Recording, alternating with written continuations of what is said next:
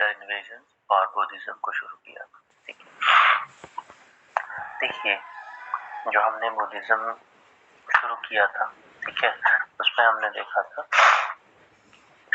जो गौतम बुद्ध हैं उनका जन्म कहाँ हुआ, कब हुआ, किस वंश से थे वो, उनके फैमिली के बारे में जाना था, माता पिता भाई बेटा, तो उनके नाम क्या है डिफरेंट, वो हमने देखे। चलिए तो करते हैं शुरू। आज हम उसको आगे जो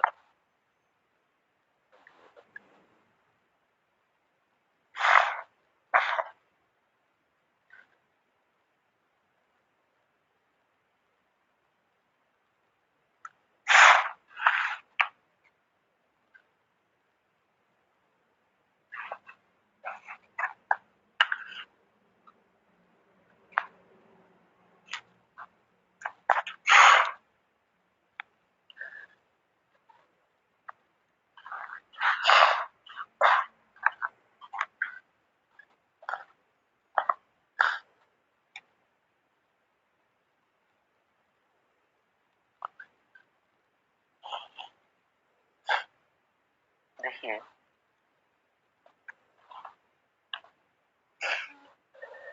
मैंने उनके टीचर्स के नाम बताए थे आपको, परारकलम एंड उद्रग्रामपुत्र। अब देखिए उन्होंने 29 साल की एज में 29 ईयर्स की एज में उन्होंने घर छोड़ा था। अब क्यों छोड़ा था उसका कारण भी मैंने बता दिया था। In this search of truth, सत्य की खोज में उन्होंने 4 चीजें देखी थी, old man, sick man, dead body and एक साधु संत। ठीक है, उस तरह की लाइफ। तो लगभग 6 वर्ष तो वो यहाँ वहाँ, ठीक है, उस चीज में ढूंढते रहे, उसको देखते रहे, यहाँ वहाँ भटकते रहे एक तरह से। मगर at the age of 35 years, ठीक है, 35 साल की एज में कहा जाता है कि उनको बोध गया। ठीक है, अब उस जगह का नाम है कि बिहार में गया डिस्ट्रिक्ट जो है वहां पे बोध गया के नाम से जाना जाता है। वहां पे पीपल के पेड़ के नीचे, ठीक है, under the people tree, people के पेड़ के नीचे जो है on the banks of Niranjana नदी, कौन सी नदी, निरंजना, निरंजन या निरंजना, ये कुछ इंपॉर्टेंट चीज है। पीपल का पेड़ निरंजना नदी के किनारे, ठीक है, उनको मेडिटेशन उन्होंने की और उनको ज्ञान की प्राप्ति हुई 35 साल की एज में, और उसको बोलते हैं निर्वाण, निर्वाण प्राप्त, निर्वाण प्राप्त। ठीक है, इंग्लिश में बोल देते हैं हम, हिंदी में निर्वाण और इंग्लिश में एनलाइटनमेंट।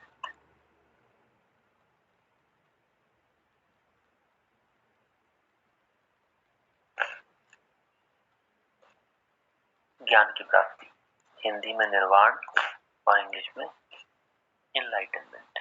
ठीक है, 35 साल की एज में बोध गया में इस पेड़ के नीचे निरंजना नदी के किनारे, ये इंपॉर्टेंट है। अब देखिए क्या प्राप्ति हुई कि उनको जो है वो उनके क्वेश्चंस के जवाब मिल गए। ठीक है, जवाब मिल गए कि हम कौन हैं, कहाँ से आए हैं, ठीक है, ये सारी चीजें उनको आइडिया लग गया होगा। तो इससे पता चलता है कि उनको जो है वो मेडिटेशन करके ये चीजें पता नहीं कितने दिन उन्होंने की, ठीक है, मेडिटेशन वगैरह, वो सारी चीजें हम देखिए 6 साल, 29 से 35 साल तक, तो ये सारी चीजें देखने को मिला था हमें। और कहा जाता है कि उन्होंने फिर प्रवचन दिए, ठीक है, उन्होंने ये एक तरह से अवेयरनेस फैलाई, ठीक है, कि जिसको हम बोलते हैं सरमन, ठीक है, प्रवचन देना, ठीक है, सरमन देना। अब सबसे पहले जो उन्होंने प्रवचन दिए थे, अपने डिलीवर किया था फर्स्ट सरमन, ठीक है, वो थे सारनाथ में। तो दिया था, जगह है सारनाथ। सारनाथ कहाँ है? यूपी। ठीक है, first sermon at Sarnath UP. और इस इवेंट को हम बोलते हैं धर्म चक्र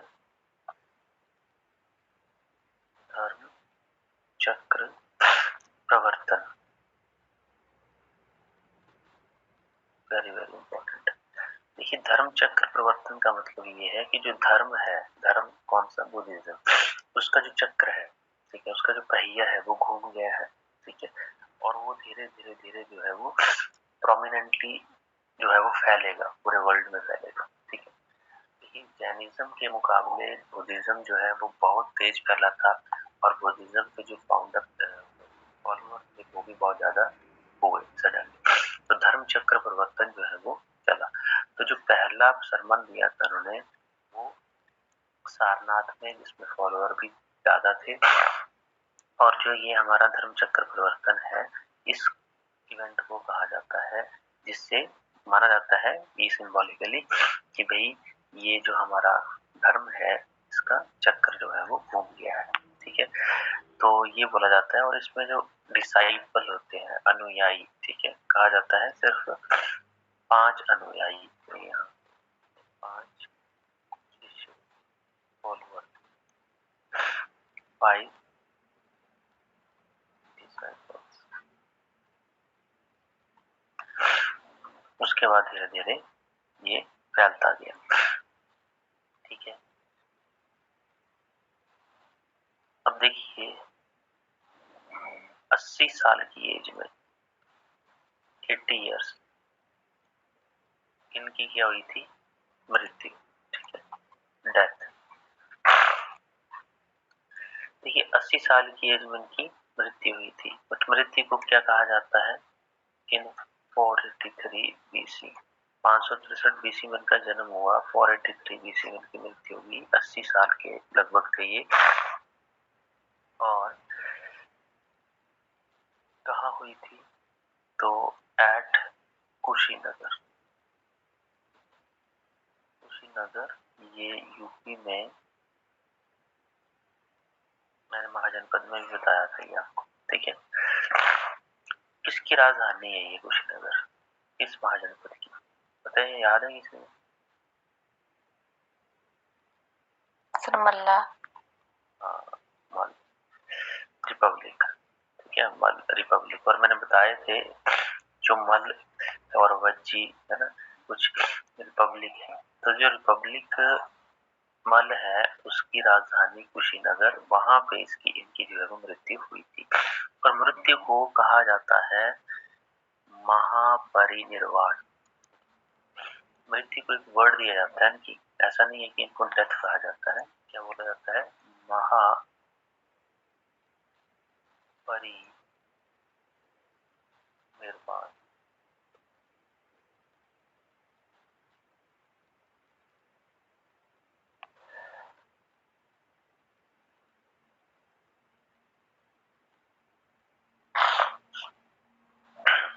महापरिनिर्वाण,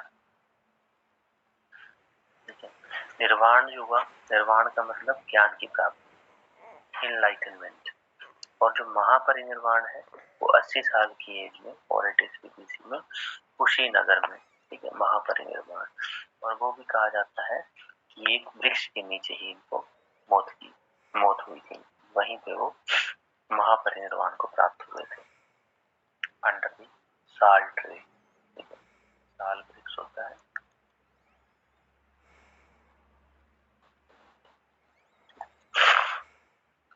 तो इनका जन्म कहाँ हुआ?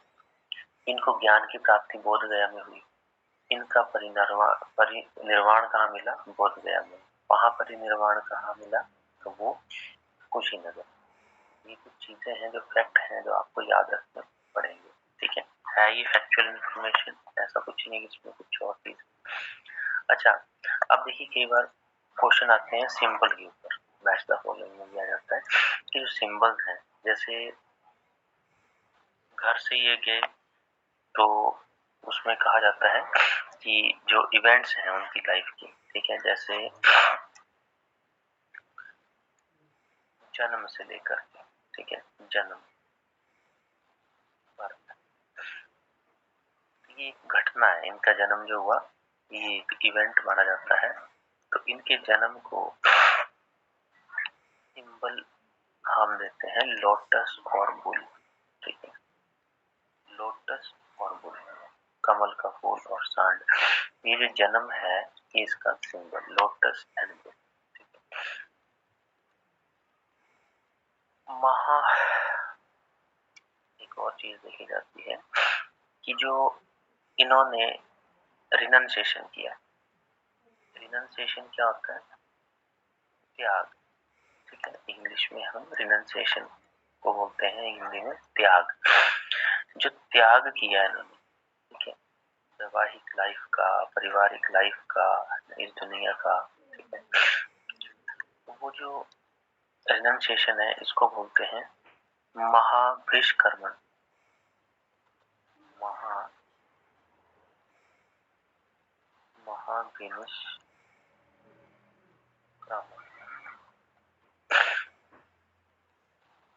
महाविनिष्क्रमण। और रिनंसिएशन हुआ, त्याग हुआ तो कहा जाता है घोड़े पर बैठकर, ठीक है, ये इन्होंने पीछे मुड़ के नहीं देखा अपने परिवार की तरफ, क्या इन्होंने त्याग कर दिया उसका, तो वो घोड़े पे बैठ के चले गए। जन्म इनका लोटस और बुल। नेक्स्ट है निर्वाण, जो मैंने अभी बताया था आपका, ज्ञान प्राप्ति, इनलाइटनमेंट, ठीक है,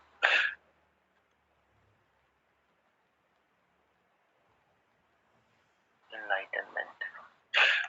इसका जो सिंबल बताया गया है वो है इस वृक्ष के नीचे पीपल ट्री है ना, बोधि ट्री कहा जाता है, वहां पे उनको निर्वाण की प्राप्ति हुई, बोधि ट्री। और फर्स्ट सरमन, पहला प्रवचन,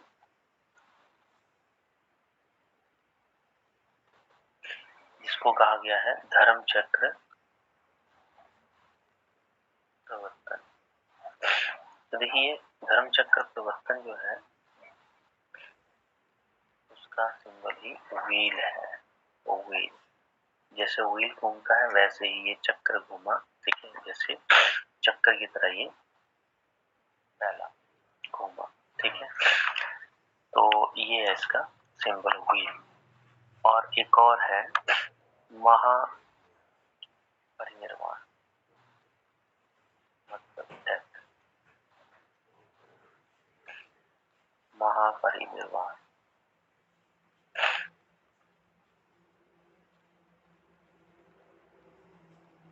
अब ये जो है परिनिर्वाण,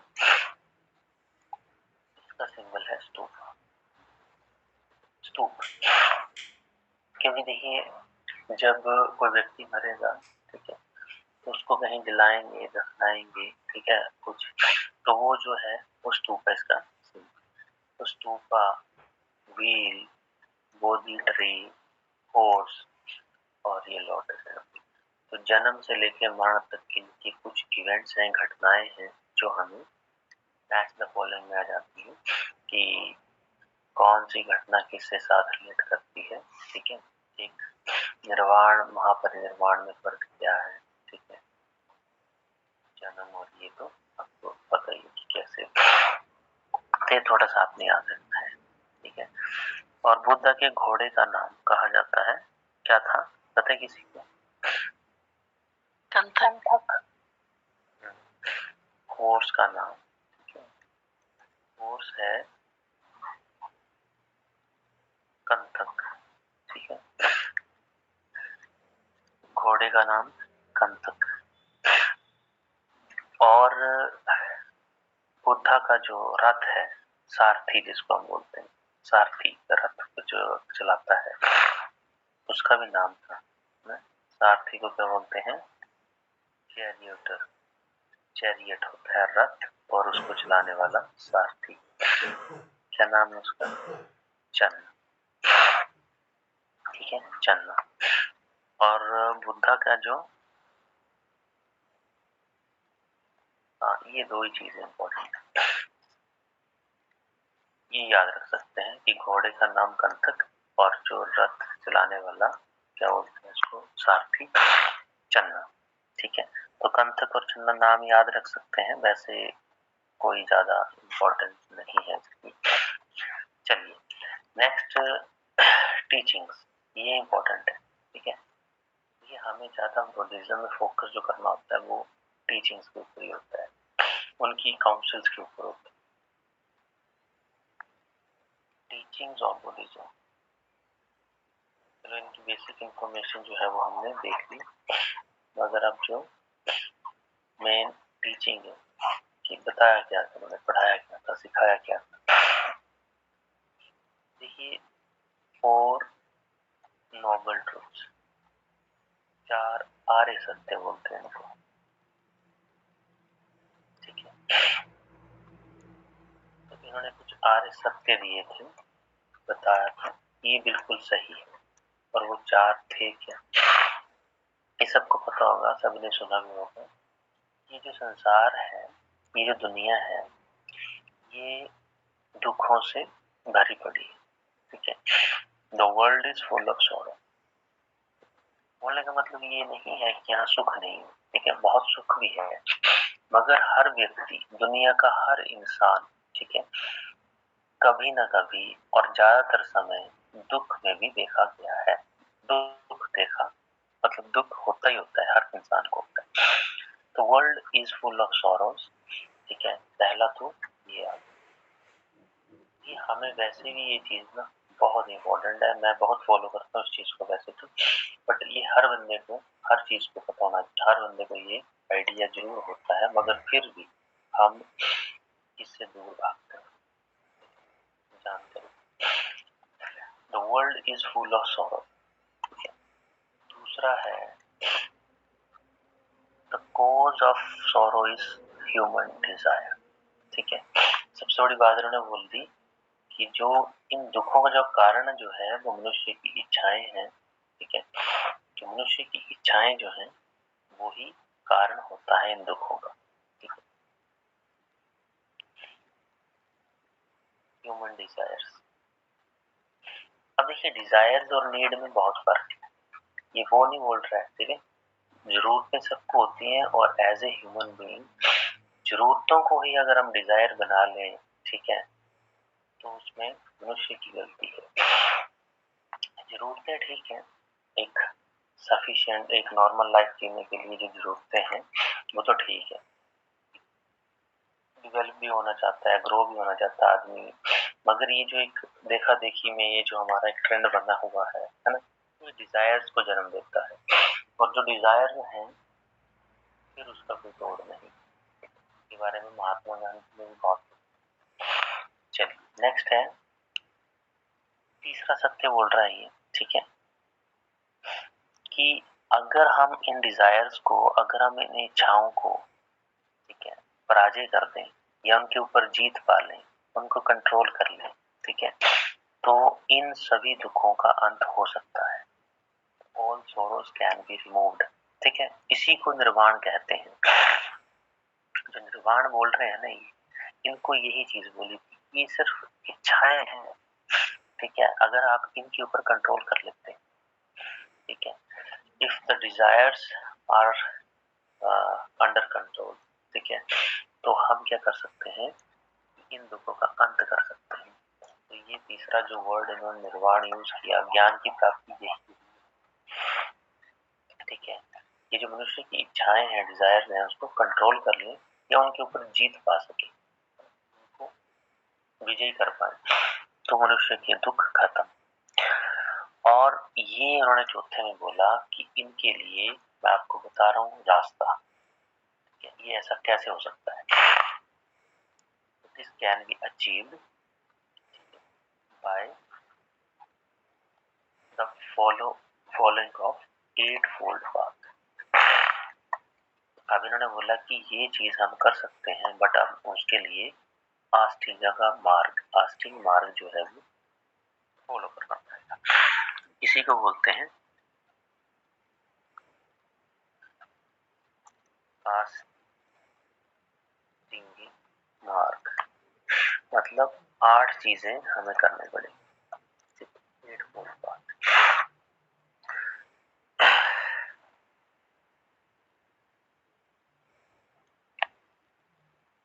अब 8 फोल्ड पाथ में क्या क्या चीजें आती हैं, ठीक है। तो देखिए 8 फोल्ड पाथ में सबसे पहले राइट अंडरस्टैंडिंग, सही समझ,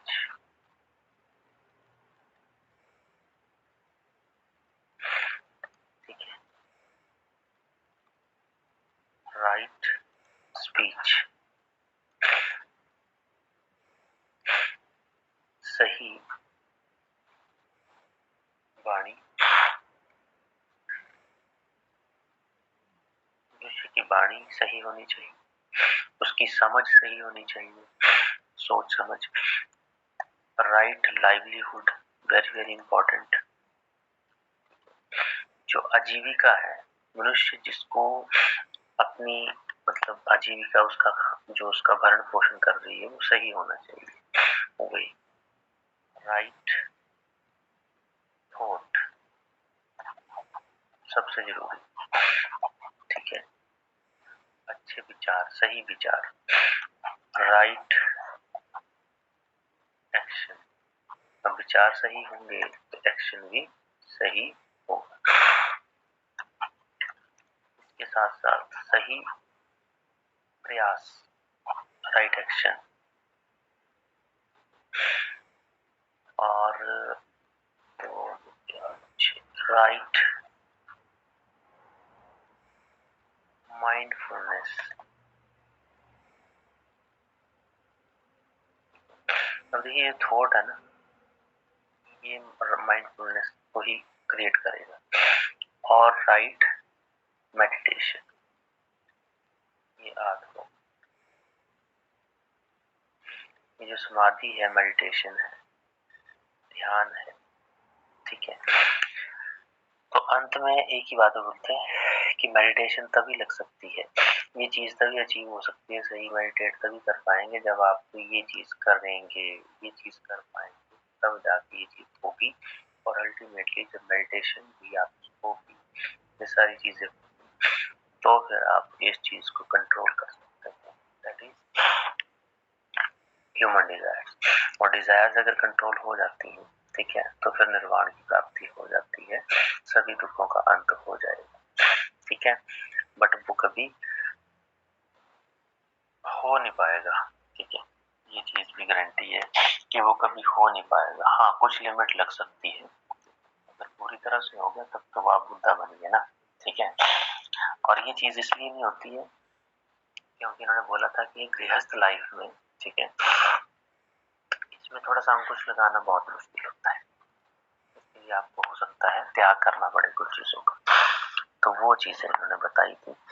8 फोल्ड पाथ है, और इसमें त्रिरत्न भी पूछा जाता है, ठीक है। बुद्धा के 3 रत्न,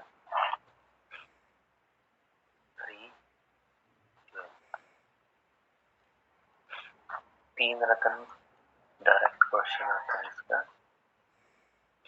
त्रिरत्न, देखिए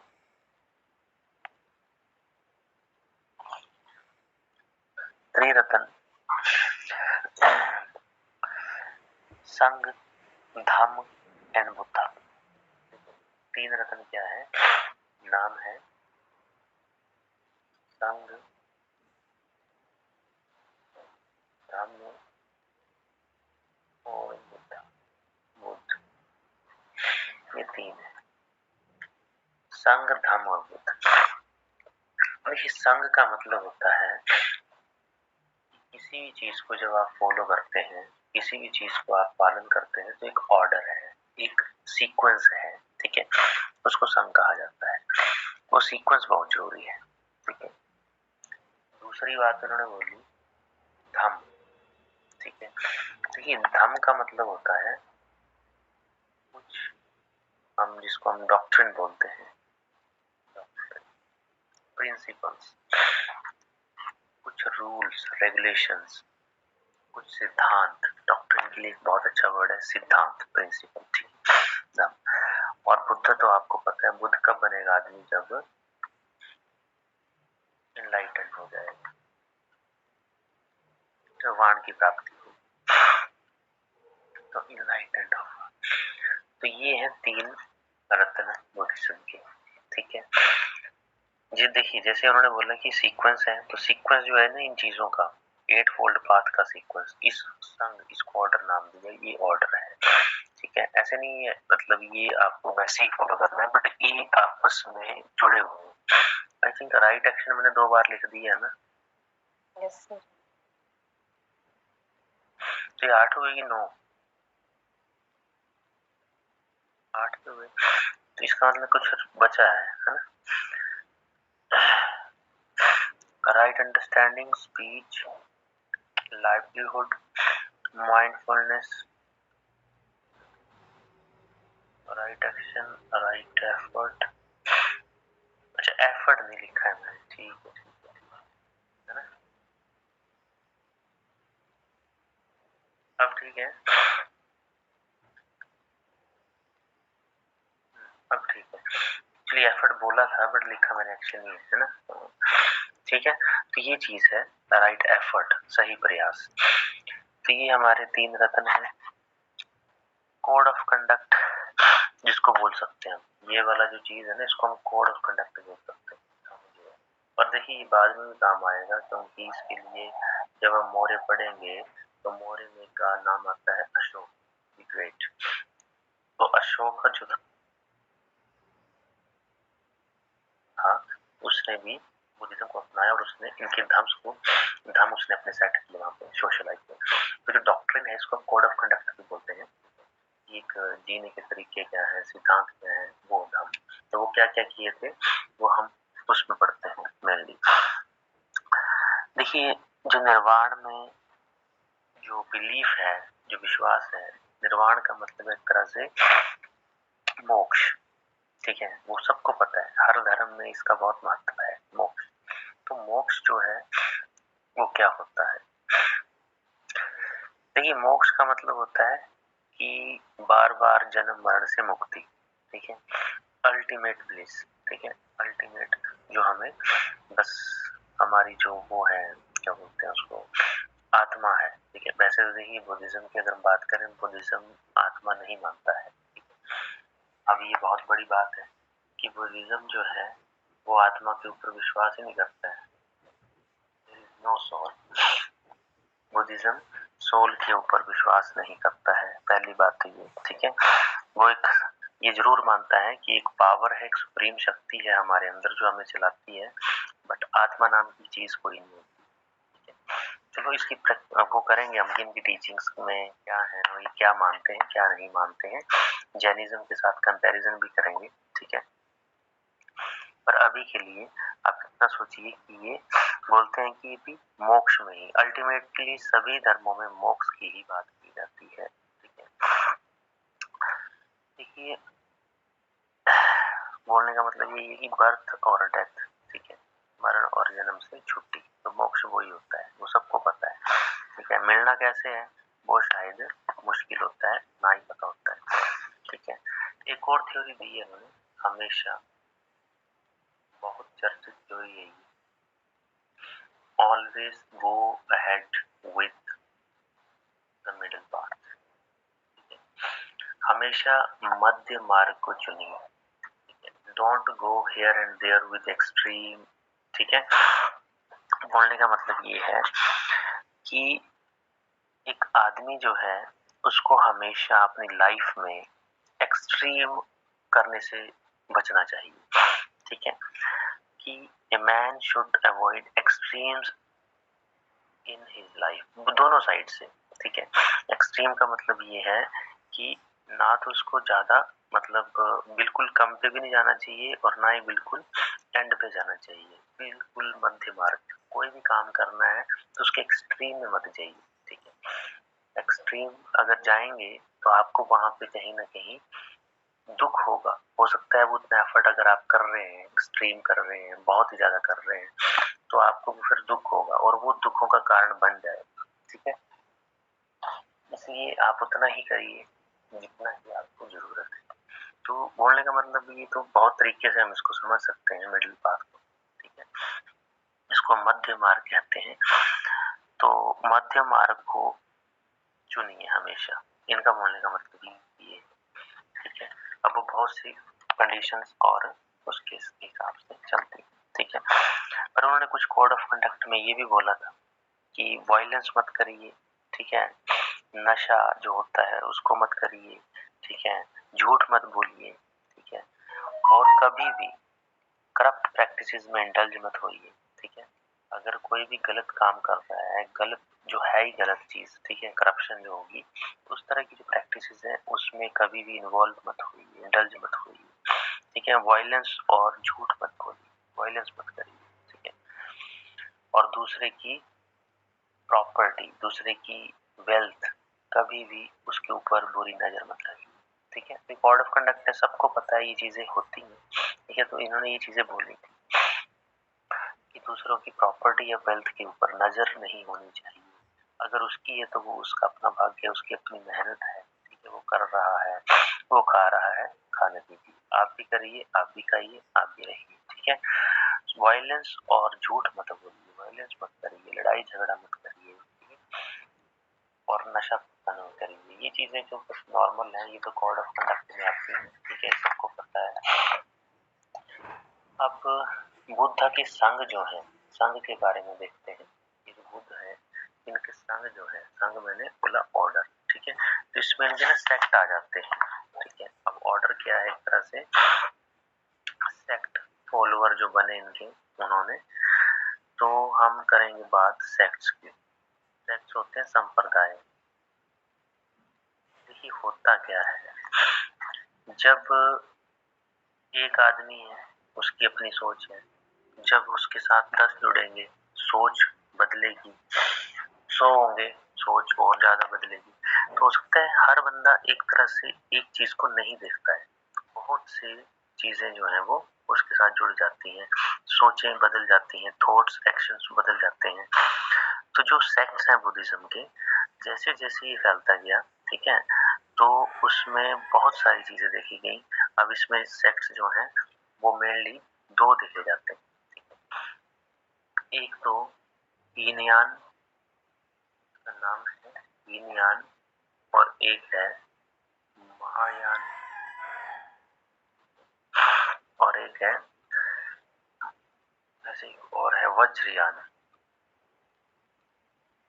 पर ये बाद में है, ठीक है, वज्रयान। ये तीन सेक्ट, मेनली तो दो हैं जो पहले सेक्ट डिवाइड हुए थे, हीनयान और महायान, बाद में वज्रयान। अब देखिए हीनयान का मतलब क्या है, तो इसका मतलब है कि जो बुद्ध की, ठीक है, ओरिजिनल टीचिंग्स है, जो बुद्ध ने खुद दी थी, ठीक है, बुद्ध ने जो खुद की थी, ये बहुत पुराना है, मतलब बोल सकते हैं कि ये इसका जो हीनयान वो लोग हैं जो बुद्ध को एक्चुअली फॉलो करते थे, बुद्ध की जो एक्चुअली टीचिंग्स थी, एक्चुअल टीचिंग्स ओरिजिनली, उनके फॉलोअर्स हैं, ठीक है। तो हीनयान के जो फॉलोअर्स हैं वो क्या है, बुद्ध की ओरिजिनल टीचिंग्स को फॉलो करते थे। और ओरिजिनल टीचिंग्स में एक बहुत बड़ा फर्क ये है कि वो मूर्ति पूजा के ऊपर विश्वास नहीं करते। मूर्ति पूजा, ठीक है, कैसे कि जैसे देखो हुआ क्या, जो महायान है ये बाद में जब इवॉल्व हुआ, तो महायान में बोले कि महात्मा बुद्ध की मूर्ति बनाई जाएगी, महात्मा बुद्ध की मूर्ति बनाई जाएगी, उनका इस तरह से हम जितनी बड़ी मूर्ति होगी उतना ही ज्यादा हम उसका प्रचार प्रसार कर पाएंगे, लोग उससे प्रभावित होंगे। इस तरह से मूर्ति बनाने के ऊपर उन्हें विश्वास किया महायान के लोग। और जो हीनयान थे, दे were the followers of Mahatma Buddha, जो कि एक्चुअल में उनकी बातें कही गई हैं उनको फॉलो करते थे। महायान में थोड़ी सी चीजें चेंज हो गई, उन्होंने अपनी तरफ से इंटरप्रिटेशन कर दी। तो है तो ये भी बुद्धिस्ट को फॉलो करने वाले, मगर इनमें फर्क आ गया, इनमें थोड़ी चेंजेस आ गई। अब देखिए हीनयान जो है वो मेडिटेशन और सेल्फ डिसिप्लिन के थ्रू ही मोक्ष चाहते हैं, ठीक है। हीनयान के जो लोग हैं, ये जो क्या कहते हैं, मेडिटेशन और सेल्फ डिसिप्लिन अगर हम करेंगे, इस तरह की चीजें हम फॉलो करेंगे, हम मोक्ष को प्राप्त कर सकते हैं, ठीक है। मूर्ति पूजा के ऊपर ये विश्वास नहीं करते थे और ना ही इन्होंने कभी किया, मूर्ति वगैरह की पूजा ये चीज नहीं की, ठीक है। बट महायान जो है, महायान के जो थे ये कहीं ना कहीं बुद्धा की मूर्ति के ऊपर, मतलब इन्होंने बोला कि अगर ये नहीं बनाएंगे तो हम फॉलो कैसे करेंगे, हम देखेंगे तो हमें देखने से हमें ये चीजें आती हैं। तो इन्होंने मूर्ति बनाई, उसके ऊपर उन्होंने आइडल वर्शिप की, ठीक है। और हाँ, एक चीज और, ये जो हीनयान है ये पाली लैंग्वेज, ठीक है, याद रखिएगा, ये पाली भाषा को इन्होंने प्रेफर किया और जो महायान है इन्होंने संस्कृत भाषा को। तो ये दोनों ही भाषा देखी गई है हमारे लिटरेचर में। वैसे तो पाली लैंग्वेज में ही लिटरेचर है क्योंकि ये ओरिजिनली है, बट इन्होंने संस्कृत के ऊपर भी फोकस किया था, तो महायान, ठीक है। तो याद रखिए कि जो फेवर करने वाली लैंग्वेज है महायान की संस्कृत और हीनयान की पाली, ठीक है। और थोड़ा सा डिफरेंस ये है कि मूर्ति पूजा और मूर्ति पूजा में विश्वास नहीं किया, ठीक है। तो किसने नहीं किया, हीन मतलब नहीं और महा मतलब बहुत बड़ी मूर्ति होगी, तो इस तरह से याद रख सकते हैं। और जो फॉलोअर्स हैं इसके महायान के, वो इन्होंने ये देखा कि हम इनकी टीचिंग्स को फॉलो करेंगे मगर हम इनका मानने का तरीका अलग है, उनका मेडिटेशन करने का तरीका अलग है, ठीक है चीजें वही। चलिए, और तीसरा आता है वज्रयान। देखिए वज्रयान क्या है, तो वज्रयान में ये माना जाता है कि जो सैल्वेशन है, मतलब जो मोक्ष है, वो वज्र के थ्रू हम प्राप्त कर सकते हैं। मोक्ष जो है वो वज्र के थ्रू प्राप्त कर सकते हैं। वज्र क्या होता है, देखिए वज्र होता है कुछ पर्टिकुलर चीजों का हमने स्टडी करनी है और पर्टिकुलर चीजों की स्टडी करके उसको रिवाइज करते रहना है, मंत्र उच्चारण करते रहना है, ठीक है। और उसमें आ जाती हैं लाइक मैजिकल पावर्स भी इंक्लूड हो जाती है। जैसे हम हिंदू धर्म में बोलते हैं ना, जैसे ये चीजें हम पढ़ेंगे तो ये हो जाएगा, जैसे हम ब्राह्मणों की बात करते हैं, तो वो एक वो मोक्ष उस फॉर्म में ये बात करते हैं वज्रयान, ठीक है। कि जो मोक्ष है वो हमें अटेन तभी होगा जब हम मैजिकल पावर्स, ये वज्र जो है ना, एक तरह से वज्र वर्ड जो है वो एक लॉग्स है, मैजिकल पावर्स है बहुत सारे, तो उस जादुई शक्तियों से हमें वो मोक्ष मिल जाएगा, इस तरह की सोच, ठीक है। तो ये है वज्रयान। और एक नाम और यूज करते हैं थेरवाद। तो थेरवाद जो है ये हीनयान है, ठीक है। थेरवाद जो है वो यही हीनयान से ही निकला हुआ एक सब सेक्ट है, ठीक है। हीनयान से ही निकला हुआ थेरवाद। अब देखिए जो थेरवाद के लोग हैं या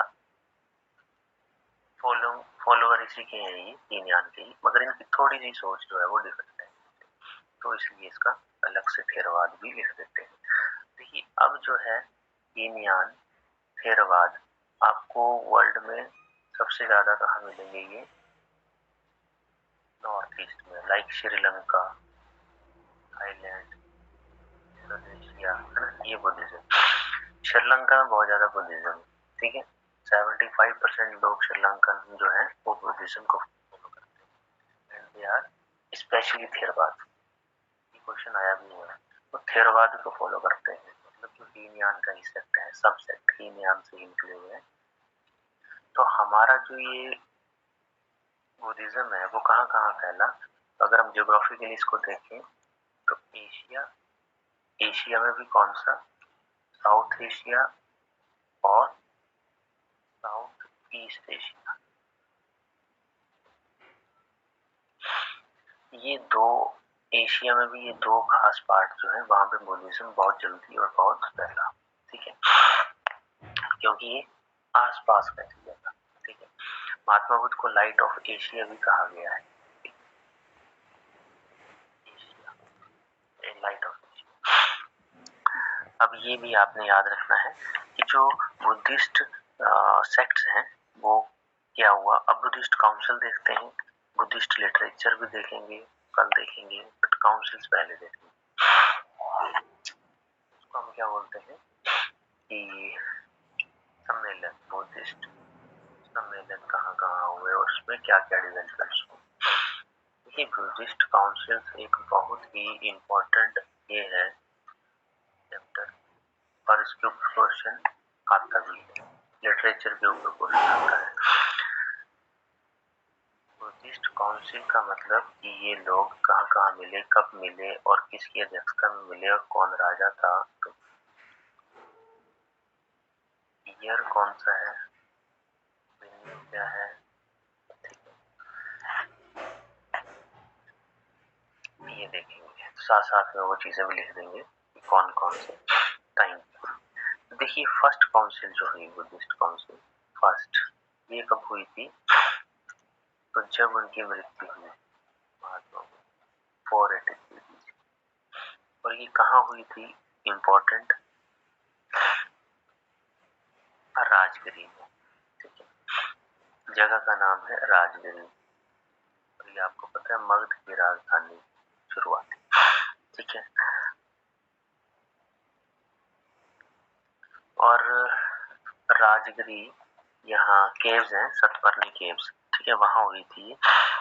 और देखिए अब 9 नाम आते हैं कि इसके अध्यक्ष कौन थे, चेयरमैन कौन थे, ठीक है, वो बौद्ध धर्म से ही जुड़े थे, उन्होंने लीड किया था, और वो थे महाकश्यप। और जो राजा थे उस समय पर वो हर्यंक वंश के थे। कौन था 483 BC में हर्यंक वंश, वहां में बताया अजातशत्रु, ठीक है, राजा थे अजातशत्रु। तो अजातशत्रु हर्यंक वंश के फाउंडर बिंबिसार के बेटे, वो उसके समय पे रॉयल थे, राजा थे। और जो इसके अध्यक्ष थे, जो इसके चेयरमैन थे, जो एक सिद्ध जिन्होंने ये अरेंज की थी बुद्धिस्ट काउंसिल, वो थे बुद्धिस्ट महाकश्यप, ठीक है, महाकश्यप, कश्यप या कश्यप, ठीक है, महाकश्यप, ये नाम है उनका जिन्होंने ये लीड की थी, उसके अध्यक्षता की थी, ठीक है। अब देखिए इसमें हुआ क्या, डेवलपमेंट क्या हुई, ठीक है। तो पहली काउंसिल में क्या हुआ था कि सुत्त पिटक और विनय पिटक को कंपाइल किया गया था, ठीक है। सुत्त पिटक को किया था आनंद ने और विनय पिटक को किया था उपाली ने। अब ये नाम है फॉलोअर, इसमें डेवलपमेंट क्या हुई, इम्पोर्टेंट ये बन जाता है, इसका नतीजा क्या हुआ, रिजल्ट क्या हुआ। तो इसमें क्या हुआ था, बुद्धिस्ट लिटरेचर के 2 ये थे कंपाइलेशन हुई, इनको कंपाइल किया गया, कंपाइलेशन ऑफ सुत्त पिटक और विनय पिटक, सुत्त पिटक और विनय पिटक। पिटक क्या है, 3 पिटक है, मैंने बताया, अभिधर्म पिटक भी होगा, ठीक है। सुत्त पिटक को किसने किया, कंपाइल आनंद, और विनय पिटक उपाली, आनंद उपाली, ये 2 नाम है। तो compilation of Sutta Pitaka by Ananda and Vinaya Pitaka by Upali, ये इसमें डेवलपमेंट हुई। तो देखिए ये सारी चीजें याद रखने लायक ही है, आपकी है भी फैक्ट्स याद रखने पड़ेंगे। 483 BC राजगिरी में हुई, ठीक है, की गुफाओं में, और राजा कौन थे, अध्यक्ष कौन थे, टाइम क्या था और डेवलपमेंट क्या हुई। सेकंड है सेकंड बुद्धिस्ट काउंसिल, ठीक 100 साल बाद हुई, 383 BC में हुई।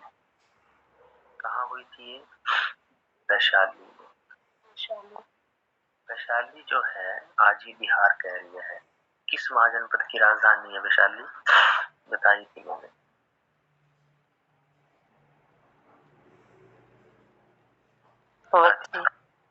वज्जी, हाँ वज्जी। देखिए वज्जी रिपब्लिकन है ना, तो अध्यक्ष जो है वो थे सबकामी, अध्यक्ष सबकामी, ये रखने वाली चीजें एक्चुअली सारी, ठीक है। अध्यक्ष है सबकामी, ठीक है। और राजा कौन थे ये भी बताया वैसे मैंने आपको, कालाशोक। कालाशोक। कालाशोक किस वंश के राजा थे?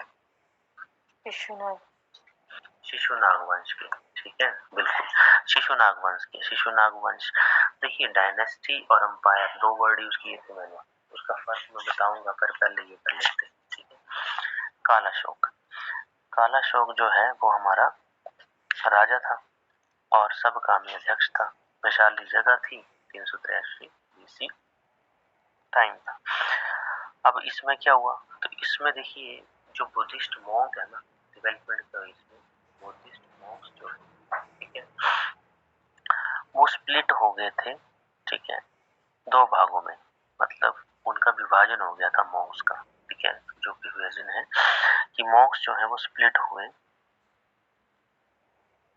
ठीक है। अब वो दो एक तरह से इनकी मॉन्क्स की डिवीजन होगी, ठीक है, दो फॉर्म में। एक है महासंघिक, ठीक है, महासंघिक। महासंघिक क्या होता है, ठीक है, मतलब जिन्होंने संघ के ऊपर बल दिया, ठीक है, महासंघिक। और दूसरे बने जिन्होंने इसके ऊपर बल नहीं दिया, था, थोड़ा सा वर्ड उल्टा जैसा है, स्थाविर, ठीक है, मतलब इन्होंने संघ के ऊपर, ठीक है, जो ऑर्डर है इसके ऊपर बल न देते हुए ये दिखा। तो इसमें आप इतना याद रखना, ये चीजें याद रखने की जरूरत नहीं है, बट मॉन्क्स जो है वो स्प्लिट हो गए। जो बुद्धिज्म को फॉलो कर रहे हैं उनमें थोड़ा सा एक स्प्लिट देखने को मिला, ठीक है। एक ऑर्डर की तरफ, संघ की तरफ बल दे रहे हैं और दूसरे संघ की तरफ बल नहीं दे रहे हैं, तो वो उसमें डिवीजन हो गया, ठीक है। तीसरा था थर्ड बुद्धिस्ट काउंसिल कब हुई, तो ये हुई थी 250 बीसी, 250 बीसी। कहाँ हुई, पाटलिपुत्र में। पाटलिपुत्र पटना का ही पुराना नाम, ठीक है। और इसके जो अध्यक्ष थे वो थे मोगलीपुत्र तीसरा, ठीक है, मोगलीपुत्र तीसरा ये नाम है उनका। और राजा थे अशोक, ठीक है, मौर्य वंश के अशोक, ये राजा, ठीक है। और इसमें हुआ था अभिधम पिटक की कंपाइलेशन, ये हम कल देखेंगे कि इनमें है क्या, ठीक है। पिटक 3 थे लिटरेचर में, 2 तो पहले हो गए थे, बट अभिधम पिटक को कंपाइल किया गया था इस समय 250। इसमें वैसे टीचिंग्स है महात्मा बुद्ध की, ठीक है, उनको कंपाइल किया गया था, अभिधम पिटक की कंपाइलेशन। और फोर्थ एंड लास्ट जो बुद्धिस्ट काउंसिल थी ये हुई थी 72 एडी में। अभी बीसी से सीधा एडी बाद में, तो काफी समय बाद हुई होगी, और ये हुई थी कुंडलवन में। ये कुंडलवन है कश्मीर, कुंडलवन कश्मीर में हुई थी। और इसके जो अध्यक्ष थे वो 2 थे, मतलब चेयरमैन और वाइस चेयरमैन, ठीक है, अध्यक्ष। ये थे वासुमित्र, ये थे चेयरमैन, और अश्वघोष ये थे वाइस चेयरमैन, ठीक है। वासुमित्र एंड अश्वघोष, इन दोनों ने ही एक तरह से, मतलब एक चेयरमैन और वाइस चेयरमैन। अब टाइम चेंज हुआ, उन्होंने पोस्टें भी बदली, बंदे भी 2 आ गए, ठीक है। और जो राजा था उस समय पे, जिनके बारे में पढ़ेंगे, Kanishka, very very important, Kushan वंश का राजा थे ये वंश हम पढ़ेंगे अभी। कनिष्क जो है, जो कुषाण वंश का राजा था, ये उस समय पे इन्होंने इसकी वो थी, मतलब राजा थे ये उस समय के। और इसमें हुआ था सेक्ट में डिवाइड, ठीक है। इसमें क्या डेवलपमेंट हुई थी कि डिवीजन ऑफ बुद्धिज्म, विभाजन हो गया था बुद्धिज्म, डिवीजन ऑफ बुद्धिज्म। कौन कौन से थे? दो, हीनयान और महायान, ठीक है। मतलब बोलने का ये है, हीनयान उनको कहा गया जो एक्चुअल में पहले फॉलोअर थे ही, ठीक है, जैसे अशोक वगैरह। मगर ये जो जैसे कुषाण वंश का ये आया कनिष्क, तो ये भी फॉलोअर था बुद्धिज्म का, इसने भी फॉलो किया, मगर इसने किया था महायान को। अगर क्वेश्चन आता है ना कि अशोक किस धर्म, किस सेक्ट को फॉलो करते थे, अशोक थे इसके फॉलोअर, हीनयान। और अगर हम बात करें कनिष्क की, तो महायान के फॉलोअर थे, क्योंकि इसके ही समय पे ये डिवीजन हुआ था हीनयान महायान में, यहाँ पे डिवीजन हो गया, स्प्लिट हो गया, ठीक है। अब एक चीज याद और रख सकते हैं आप, हीनयान के आज लोग कहाँ मिलेंगे आपको और महायान के लोग कहाँ मिलेंगे? तो हीनयान के वैसे तो मैंने आपको बता दिया कि साउथ ईस्ट एशिया, ठीक है, जैसे म्यांमार है, श्रीलंका है, थाईलैंड है, वहां पे आपको मिलेंगे हीनयान, ठीक है। और जो महायान है ये आपको मिलेंगे चाइना, जापान, ठीक है। जो डेवलप्ड कंट्रीज हैं, जैसे बड़ी कंट्रीज हैं, ये आपको महायान के फॉलोअर मिलेंगे। तो चाइना में जो बुद्धिज्म है वो फैल रही महायान है, ठीक है, चाइना जापान। तो हीनयान और महायान, थोड़ा सा आपने ये इसका ध्यान रखना है कि इनके एरियाज, ठीक है, कहाँ कहाँ ये फैला था, ठीक है। और बुद्धिज्म पढ़ने के लिए यहाँ पे चाइनीज आया था, जिसका नाम हेनसांग, आप जानते हैं, उनके बारे में भी हम डिस्कस करेंगे, बहुत पढ़ेंगे आगे। कल हम करेंगे बुद्धिस्ट स्कॉलर्स, बुद्धिस्ट लिटरेचर और बुद्धिस्ट यूनिवर्सिटीज और कुछ और छोटी छोटी। हमारा कल बुद्धिज्म कंप्लीट, कल तो वैसे होगा ही नहीं हमारा, है ना, कल तो हमारी ज्योग्राफी है, ठीक है। चलिए, अच्छा मैं पूछ रहा था आपसे कि डायनेस्टी और एम्पायर में क्या फर्क है। देखिए, साम्राज्य और वंश, साम्राज्य वो है जहाँ पे एक, जैसे हमने बोला था, जैसे मगध एम्पायर, ठीक है, मगर उसमें मैंने बोला कि हरियांग डायनेस्टी, ये डायनेस्टी, मगर बोलने का मतलब ये है, डायनेस्टी वो है जो रूल करती है, ठीक है। वंश वो है जो राजा है उसका पर्टिकुलरली, जो उस राज्य के, उस साम्राज्य के ऊपर रूल कर रहा है। वो साम्राज्य है तो मगध, वो एरिया हो गया मगध, वो तो एक साम्राज्य है। मगर जैसे ही उसको कोई लीड करेगा, कोई वंश करेगा, कोई राजा करेगा उसको, तो वो हो जाता है वंश। तो जैसे हरियांक वंश है, तो वो लीड कर रहा है, उसको उसने रूल किया, फिर उसका रूल खत्म हुआ तो शिशुनाग वंश आ गया, उसका रूल खत्म हुआ तो फिर वो आ गया आपका नंद वंश आ गया, ठीक है। तो कहीं ना कहीं ये जो वंश हैं ये रूल कर रहे हैं और इनका रूल खत्म हो रहा है, तो दूसरा आ रहा है, दूसरा आ रहा है, तीसरा आ रहा है, ठीक है। मगर साम्राज्य तो वही है मगध, ठीक है। उसके ऊपर रूल किस किसने किया, वो डायनेस्टीज अलग, ठीक है। चलिए, ठीक है जी, ओके।